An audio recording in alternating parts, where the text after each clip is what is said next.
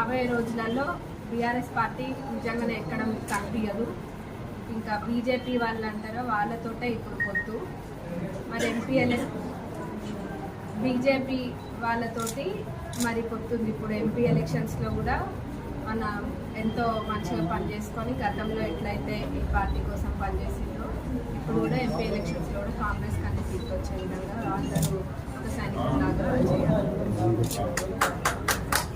మరి 50,000 మెజార్టీ తప్పకుండా మన తరపు నుంచి మనం ఇస్తామని మనస్ఫూర్తిగా కోరుకుంటున్నాం. జరగదు.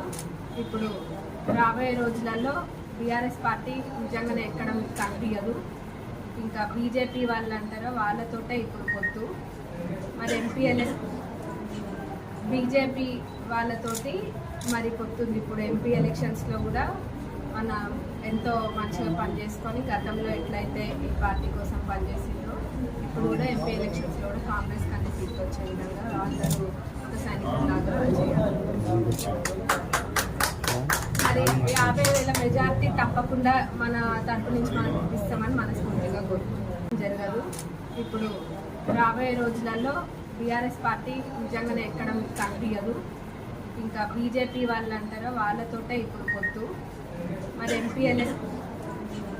బీజేపీ వాళ్ళతోటి మరి పొత్తుంది. ఇప్పుడు ఎంపీ ఎలక్షన్స్లో కూడా మన ఎంతో మంచిగా పనిచేసుకొని గతంలో ఎట్లయితే ఈ పార్టీ కోసం పనిచేసిందో ఇప్పుడు కూడా ఎంపీ ఎలక్షన్స్లో కూడా కాంగ్రెస్ కన్నా సీట్లు వచ్చే విధంగా అందరూ ఒక సైనికులాగా చేయాలి. మరి 50,000 మెజార్టీ తప్పకుండా మన తరపు నుంచి మనం ఇస్తామని మనస్ఫూర్తిగా కోరుకుంటున్నాం.